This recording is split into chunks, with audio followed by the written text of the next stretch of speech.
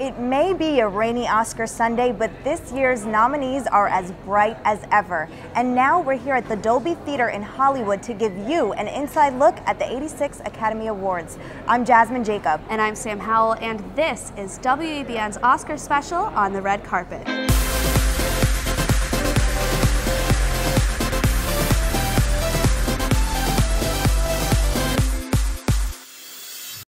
We have all the Oscar buzz that you need. We spoke to current nominees, past winners, and some of the people responsible for making this amazing ceremony possible. And speaking of amazing, visual effects have come a long way in the movie industry. This year, Gravities were out of this world, earning it an Oscar nomination for Best Visual Effects. Shakela Alvarenga found out just what it takes to make them so stellar. Nominated for Best Picture of the Year, Gravity's outstanding visual effects took filmmaking to a whole new level. I spoke with special effects supervisor Neil Corbold on how he turned one director's vision into reality. Special effects veteran Neil Corbold has been working in film for over 30 years. But 2 years ago, he took on a very special project called Gravity. Before we built any rigs, there was an animation of what the film was going to look like. And then we made a technical previs from that, which was basically taking a step back and seeing where the camera needed to be. Corbold worked with director Alfonso Cuarón for years to create a movie that shows what some have called the glory of cinema's future. It was quite hard because, you know, he's a very passionate director and he's a perfectionist as well. He won't take no for an answer. Gravity's visual effects department had to find a balance between computer generator effects and what they wanted to be real. A lot of it was CG, but, you know, having that practical element of their faces for real and being able to spin their bodies in such a way that it looks like they're spinning through space, I think it really added to the feel of the movie. The groundbreaking special effects were due in part to the 12-wire rig in the lighting box Corbold and his department created. The main effects that we did on Gravity was the 12-wire rig, which was a rig that suspended Sandra and flew around in the 3D space. It was a Till Plus rig, which was inside the light box, which we also constructed. And that just flips Sandra and George around inside this light box, which was basically LED panels that they could project an image on. Corbold says both Sandra Bullock and George Clooney did a fantastic job at making their rigs look easy. They're acting against nothing, basically, and they're strapped into these very confined rigs. And to give a performance on top of that is quite amazing. Corbold took home the Best Visual Effects Award at the Academy Awards this year. 4 years ago, Richard Phillips demonstrated an act of courage when Somali pirates hijacked his ship. I sat down with Captain Phillips' screenwriter Billy Ray, who told me all about adapting this heroic story into an Oscar-nominated film. True stories make great movies, and that's why screenwriter Billy Ray took on the project to write the screenplay Captain Phillips. You know, the reason I wanted this one so badly is because it came built in with great characters, great drama, great action set pieces, great politics built into it, an ending that was complex but really satisfying. You know, it had everything. The film centers on the heroic story of Captain Phillips volunteering himself as a hostage when the Somali pirates hijacked his ship. But Billy Ray took a different angle on the story. He chose to not just focus on Captain Phillips as a leader, but also on the leadership of Abduwali Musi. I wanted to make sure that we knew who these Somalis were. Why they did what they did, what was the world that they emerged from, what were the pressures that they were acting under. It's not that different from the pressure that Captain Phillips was acting under, except he's very much a part of the global economy. They're not at all a part of the global economy, but all of them are being buffeted by these huge political winds that are beyond their control. Ray says he didn't take the angle to sympathize with the Somali pirates leader, but to make people understand the circumstances he was under. The lead pirate, his name is Musi. He's a part of an organized crime ring. He's got sub-bosses to answer to, and then bosses beyond that, and then capos to answer to beyond that. It's not unlike an organized crime ring anywhere, especially here in America. Ray says the best way to adapt books to film is to tell the best story, even if some parts are invented. Your loyalty can't ultimately be to the book. It has to be to the movie. What's the best story? If the book has provided you a great story and you don't need to do much to it, great. Happy to have the help. But if the book needs a lot of invention, you have to do that. And he didn't really have to invent anything for this film. I didn't have to in Captain Phillips. He had written a book that told his point of view of the story. Obviously, I had to figure out a way to tell Musey's side of the story, which wasn't in the book. That wasn't really invention, it was really more reporting than anything else. Billy Ray briefly shed light on what's going on in Somalia, but Joshua Oppenheimer dedicated 8 years to reveal the current state of Indonesia. Shakila Alvarenga talks to Joshua about his Oscar-nominated documentary, The Act of Killing. When the Indonesian government was overthrown in the 1960s, small-time gangsters became death squad leaders. Director Joshua Oppenheimer risked his life to reveal the truth about the people behind the stories. Director Joshua Oppenheimer spent 8 years of his life to find the truth behind the Indonesian genocide. What he found was frightening.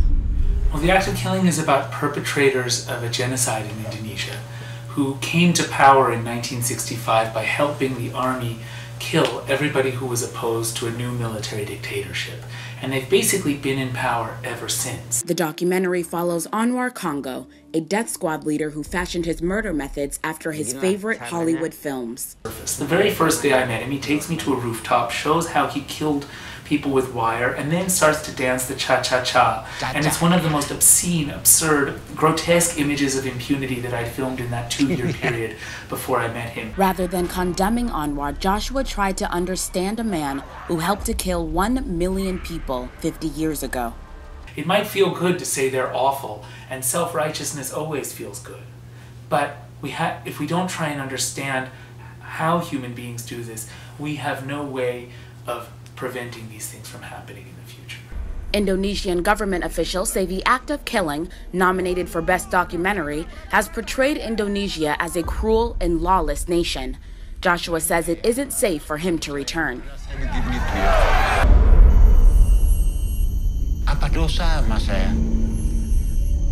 Did I make this film to make Indonesia look bad? No, this is my love letter to Indonesia, and it's not about me as a foreigner pointing fingers at Indonesia, at impunity there. We are all complicit in this. The Act of Killing has caused an uproar in Indonesia, demanding the government apologize for their actions and hold the military accountable. The Oscars only come around once a year, so when they do, the parties are legendary. WEBN hit the red and green carpets of these exclusive events to see what celebrities were up to before the big night. Did you see the movie Gravity? I sure did, And did that replicate that experience? Well, I hope it didn't replicate anything that really happened.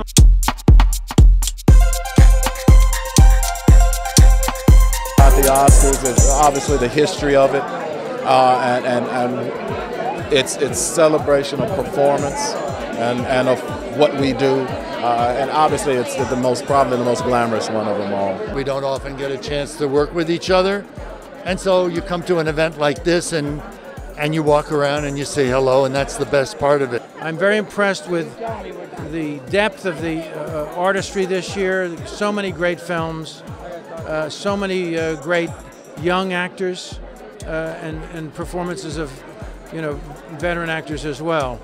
For that, we're all winners in this industry if we work, and that should be the acknowledgement.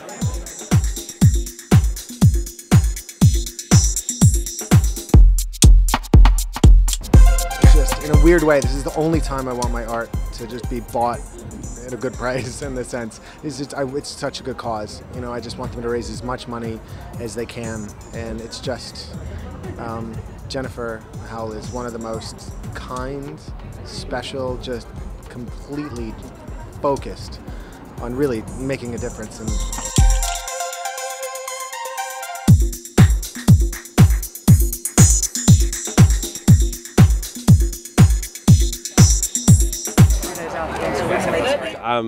Conan asked me to do it after a number of people turned him down. So I thought, I'm not busy tonight, and I like making fun of him. No, it was an honor. So I believe me, I was to introduce Conan, someone who I'd grown up with, that I'm like, this is going to be great. All eyes will be on the nominees tonight, but this night would be nothing without the artist behind the ceremony itself. WEBN's Muna Mohsin gives us a behind-the-scenes look at the bright lights. Year after year, the Oscar stage shines. Art director Joe Celli talks to us about what visuals we can expect to see on Oscar Sunday. Normally we start in November. This year we started much earlier because the executive producers Neil and Craig and our designer Derek McLean were working on the Carrie Underwood Sound of Music special. So they were busy with that and they wanted to get a jump start on the show. We started earlier than normal. Viewers can expect to see over 300 plastic Oscar statues hanging in the air inside of the Dolby Theater, along with thousands of dangling crystals donated by Swarovski. There are over 2,500 light bulbs that are over 200 amps apiece, and we had to bring in an extra generator so that we don't blow out the entire block of Hollywood during the show. This is Celli's 6th year working as art director for the Academy Awards, and he says he looks forward to one day designing the show. Patience and perseverance are really where it's at. You could jump ship very easily after a short time here in LA, but the truth is, you stick it out, you'll do well. The Oscars are always all about the glam, but this year, Celli says we are going to be in for quite the surprise. Joe Celli may handle the main event, but Cheryl Chiquetto's got the after party covered. Muna also met up with her for a peek at this year's Governor's Ball. It's one of the biggest after-party events for the Oscars. Special events producer Cheryl Chiquetto gives us an exclusive look at what we can expect to see at this year's Governor's Ball.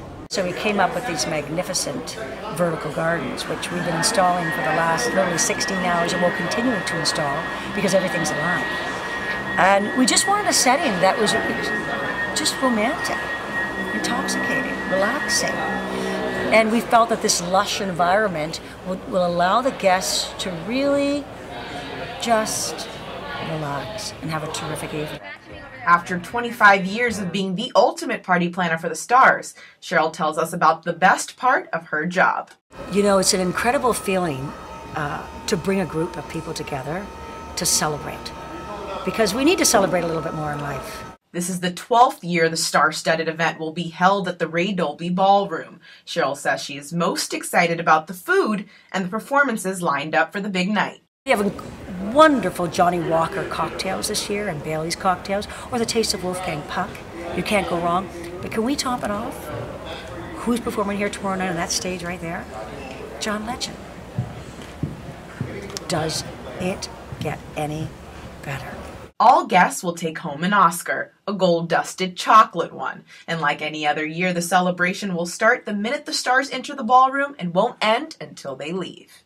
If you're a fan of celebrity transformations, stay tuned to hear from the top Oscar nominees in this year's hair and makeup category. All this and more up next.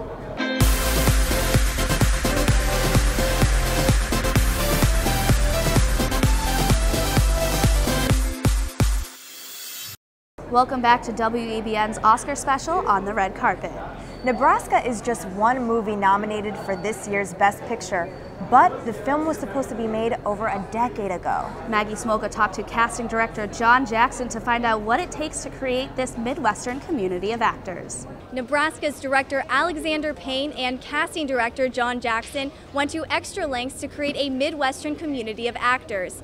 Jackson tells us his experience with finding the right faces to fit the roles. There's a dynamic that happens between the two of us that helps the film. When Jackson first received the script for Oscar-nominated film Nebraska, he thought of Paul Newman to play the part of Woody. Payne, on the other hand, had Bruce Dern in mind. Flash forward to when the movie was set for production, and, of course, Dern was still at the top of the list. We knew we had to do diligence and meet other people, if for no other reason than just to confirm for ourselves that we were right from the start. It gave us an opportunity not only to meet a lot of other actors, but also to be able to interface with Bruce in a private setting, to try to get a read on it, try to get a vibe of who Woody's going to be if it's Bruce.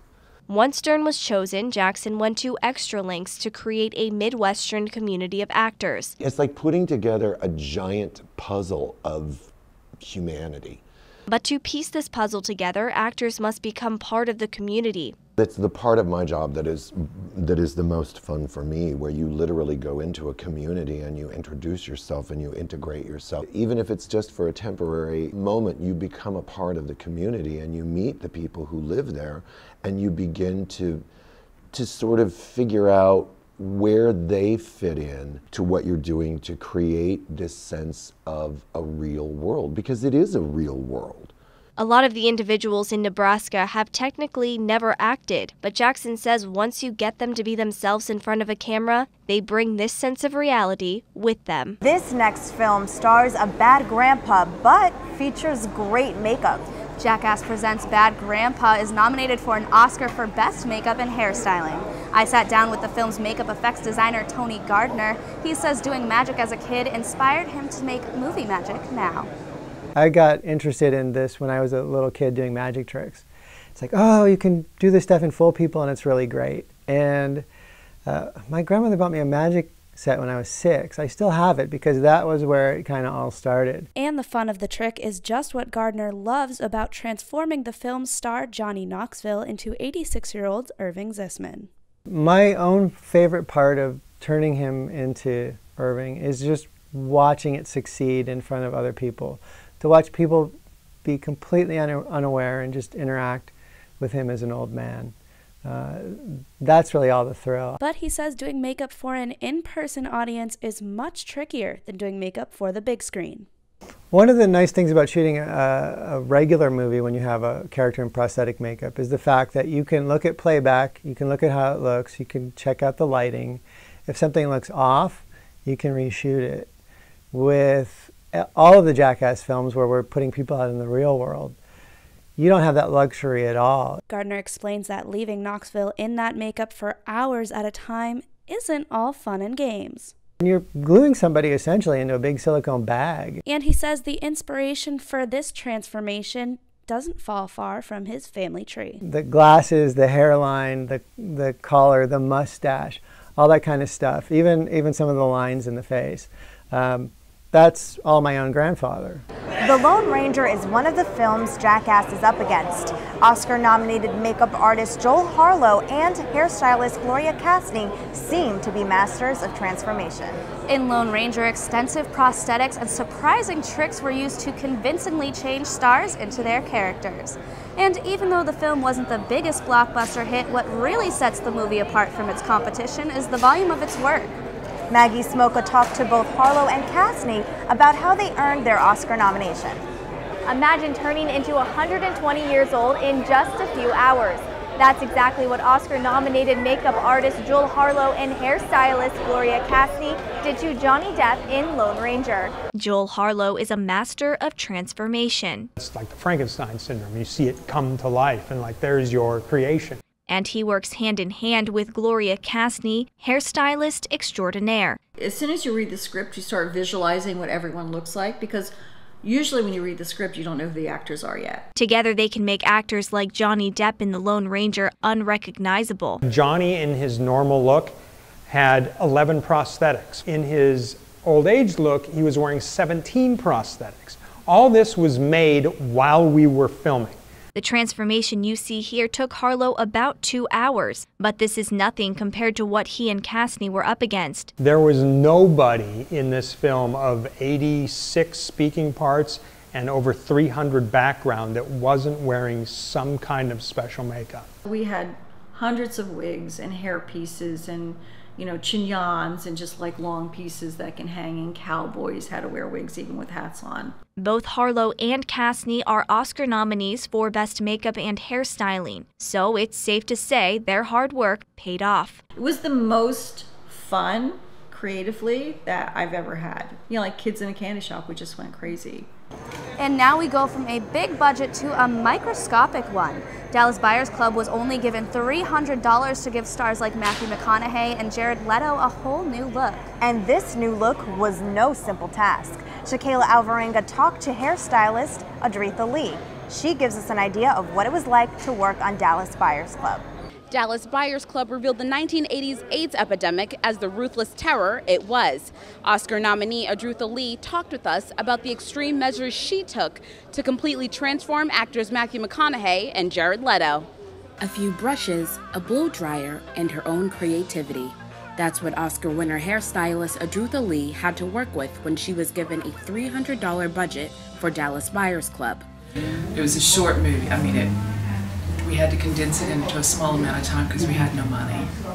The film stars Matthew McConaughey, who plays Ron Woodruff, an electrician who was diagnosed with AIDS and is given 30 days to live.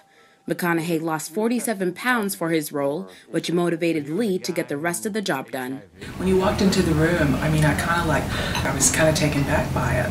I'd heard, but when I first saw him, it was like, wow. I said, let's take you the rest of the way. Both McConaughey and co-actor Jared Leto trusted Lee to do what she needed to do, although she admits she never really met Leto. It was rayon from the very beginning. From the time I met him at the production office also. He came in, he had his high heels, his makeup, he was dressed. He was always rayon. I never heard Jared's voice until I met him at the nominees luncheon. The story also had a personal effect on Lee, who knows transgenders from working in salons and remembers the night her friend was diagnosed. I went over there and the screams and it was just, it was bad. And at that time, people really didn't know that much about the disease. You didn't know how people really got it. You didn't know what the cure was. You didn't know if there was one. Lee says working on Dallas Buyers Club was a very special experience in her career, and something she will never forget. I got one life. I wanted to mean something. One of the films nominated for Best Sound Editing and Mixing is Lone Survivor. This film tells the true story of a Navy SEAL team ambushed by the enemy in the mountains of Afghanistan. WEBN reporter Emily Grossberg spoke to one of the nominees about how he captured the sound of this exciting war story. Movies may have started off without sound, but now it's hard to picture films without any. I sat down with Oscar-nominated sound mixer Andy Koyama about his work on Lone Survivor and how he uses sound to bring an audience into movies' thrilling action. You want things to sound big and powerful, but you need to keep the volumes in control because you don't want your audience to be wincing. You don't want it to be piercing or shrill, but still maintain power. And that's a fine line where you tread, where you can be too loud or not exciting enough. So that's the trickiest bit, is making it powerful yet not painful.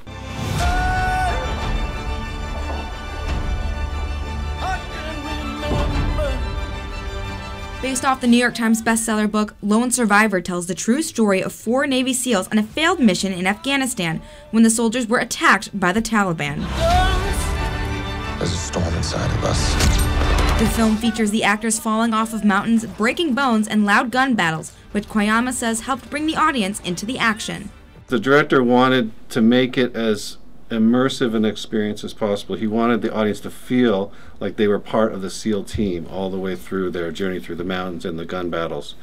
So we tried to make all the sound very close up and intimate. We incorporated a lot of the radio communication sounds because they all speak to each other through microphones and earpieces. So we've got that microphone, and everything's very close and intimate. You can hear them breathing. It's just trying to make the viewer feel like they're in that battle with the Navy SEALs. After sound mixing over 50 films, including E.T. and Iron Man 3, this is Koyama's first Oscar nomination, something he still can't believe. It doesn't seem quite real, I guess, until I'm sitting there in the seat and they're announcing the award, but it's really wonderful. A lot of my colleagues called me, competitors, with congratulations, and everyone's very happy. It's very exciting. And Andy Koyama isn't the only person from Lone Survivor nominated in the sound category. I spoke to Wiley Stateman, the film's sound editor, on his Oscar nomination. Bones-crushing gunshots and bombs. It's a tough challenge to recreate those sounds. But sound editor of The Lone Survivor, Wiley Stateman, knows exactly how to do it and get an Oscar nomination for it. I feel honored. For me, being honored by my peers and having a chance to go to the Academy Awards, it's something that you could never be tired of. Wiley and his team recreate some of these sound effects in a Foley studio. What we do is we come back and we enter a room like this, and we can rebuild almost anything from the track, from the sound of these soldiers moving around through the rocks, to the sound of them falling, to the sound of bullets fracturing stone and bones being fractured during the fall. Sound editing is the polishing the movie needs to be complete. There's a very famous quote. They said that, you know, filmmaking is chaos in production. It's tamed in post-production. And it's really part of that taming process that sound really provides the final sort of smoothing of the visual edits. His job is to make the audio sound as believable as possible. The intention we had with Lone Survivor was to make it an immersive experience.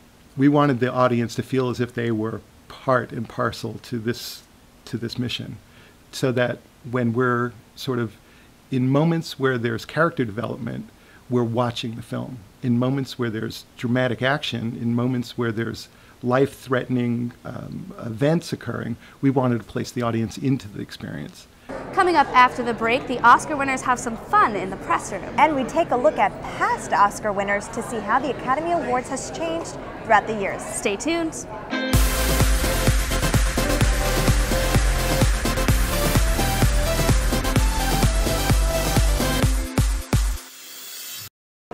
Actors may be talented, but everyone needs a little help sometimes.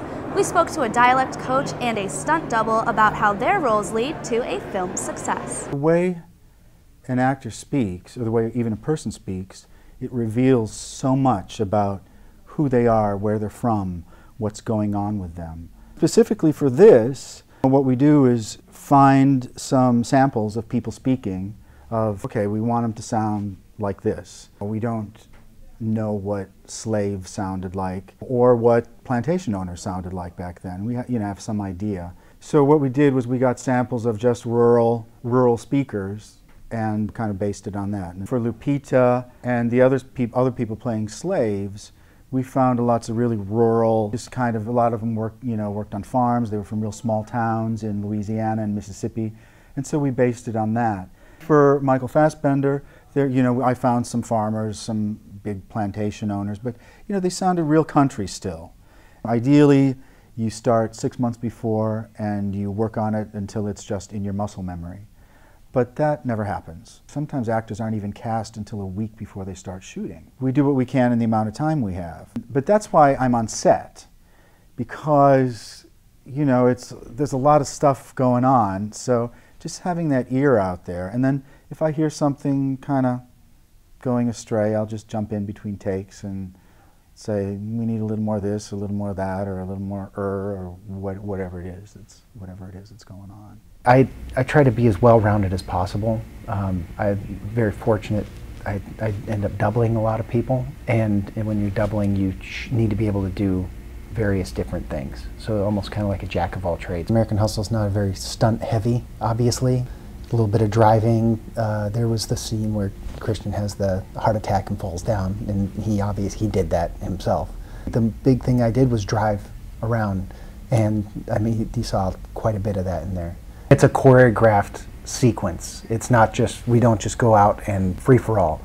We shoot sometimes months, weeks, months, working out the sequences. It's a science. We're trying to take all of the risk that is going to be involved in whatever stunt we're going to perform out of it before we perform the stunt. You want it to come from a place of character and what they're thinking, as opposed to, this is what I thought it should be.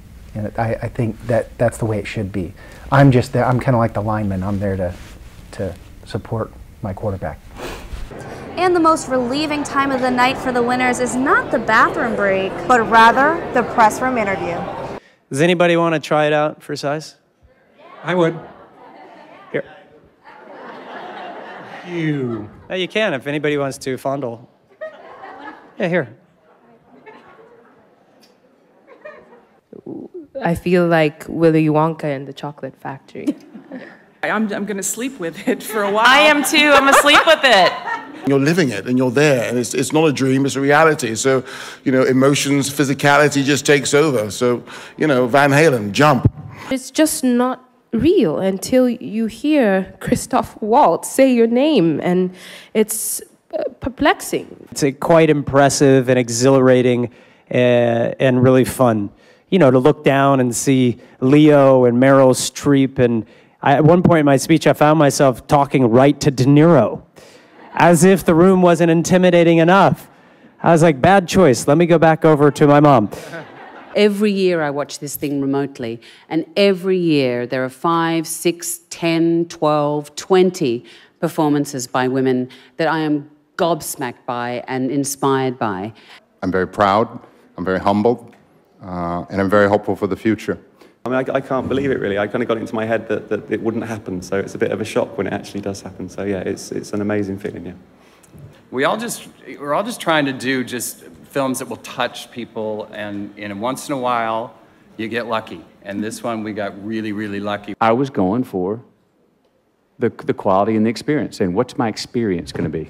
I don't know what this means. I don't know what the result will be. What can I get an experience out of, Matthew? That's the question I was asking myself.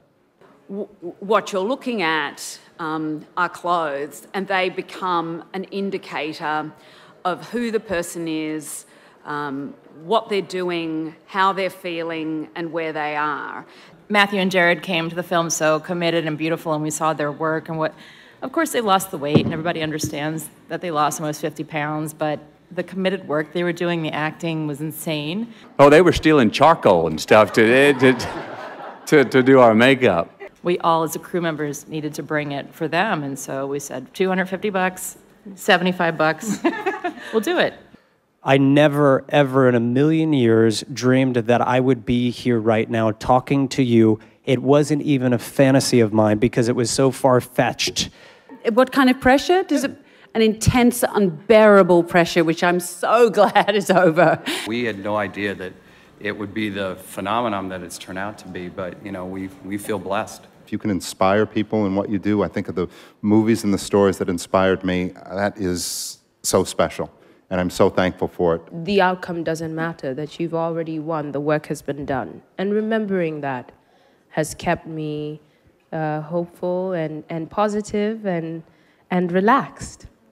Lupita is an absolute gem, grace incarnate, and a rare find, and I so look forward to seeing what she does in the future. This just marks a closure, and I'm so grateful I'm grateful with Gravity. You have to allow for the impossible to be possible. And thanks for getting my Oscar dirty with your fingerprints. But just because the Oscar losers go home without a statue does not mean they go home empty-handed. I spoke to Lash Ferry, the man in charge of putting together the $80,000 gift bag. Let's just say I would not be disappointed going home with one of those. This year we have over $80,000 worth of goods and services that the non-winning nominees are going to receive. Lash Ferry received a lot of vendor requests this year, boosting the gift bag value, making this year's bag worth double the price of last year's. He says it's a great way to get vendor products noticed. I've pretty much done every major award show in the last 15 years, and it's been really a fun journey and really a great way to get products into the hands of celebrities and to have those clients benefit from that association. Gifts range from a $16,000 Japan vacation package to paintings that can be seen on the set of Mad Men. Lash Ferry sets up an approval process and chooses the products he feels enhances the celebrity's life in some way. What I always love about getting gifts is getting something that I would never buy for myself. So we make sure we do that, but then a lot of people love getting stuff that's just like the common stuff that they have to go out and buy, every day. The consolation gift bag is also filled with chocolates and wine to console the nominees who don't win an Oscar. If they want to drown their sorrows in chocolate and liquor, we've got them covered on that end, and if they want to take a trip just to forget about losing an Oscar, we've got them covered on that end too. And you won't believe what else is inside the gift bag. But we do have Mace brands providing pepper spray guns, pink for the girls and camo for the guys, so if the paparazzi gets too far out of control, they can actually just mace them, which is kind of a fun, intense way of dealing with the paparazzi, I suppose. The Oscars have been around for 86 years now, giving hundreds of people the title of Oscar winner. This elite group of people have worked tirelessly in their field, and reporters Emily Grossberg and Muna Mohsin talked to two previous winners about their award-winning experiences. This may be my first time on the red carpet, but for these past Oscar winners, the Academy Awards is a familiar place. Muna and I sat down with previous Oscar winners as they described their most memorable Oscar moments. It's the best thing in your life. No, the whole Oscar thing is absolutely fantastic. It's that one spark of recognition from your peers that is really of huge value. You have no right to enter that mountain. I have the only right. Production designer Dan Henna is no stranger to the Oscars. His work on all of the Lord of the Rings and Hobbit films have nabbed him 5 Academy Award nominations and 1 win. But he says his job can be tough. You know, you think you're prepared for it, you're not. It's all about trying to realize the director's vision, and the director's vision is a very sort of tricky thing to capture. Hairstylist Gail Ryan won an Oscar for her work on The Grinch Who Stole Christmas, and she says great hair and makeup is a collaboration. Jim Carrey is the Grinch. I need a script, of course, and then second, I need to really hear what the director wants, what he's looking for, and then the next thing I want to do is talk to makeup. I want to see where they're going, what they're thinking about, and then I just try to make what I create, what they're thinking better. And if I'm working with an actor, I'm always really interested in what he sees or she sees as where this character is going. Ryan also enjoys being part of the film's creative transformation. I love being part of the process for an actor to help him or her create a role, to make their character easier for them and more fun, and that kind of stuff. I love that. From hair and makeup to production and sets, each process serves to bring the actors and audiences into a world they would otherwise never experience. To be able to create a whole world that people are going to go into and live in. So to be able to say that we're creating this world, and people are going to go into that world for 2 hours and be there. And so to do that convincingly and work with the director who's obviously going to take those people on a magical trip is that's probably the best thing. And some of tonight's noms have joined Gail Ryan and Dan Henna in the winner's circle. But for us, it's about time to yell cut. I'm Jasmine Jacob. And I'm Sam Howell. We'll see you next year on the red carpet.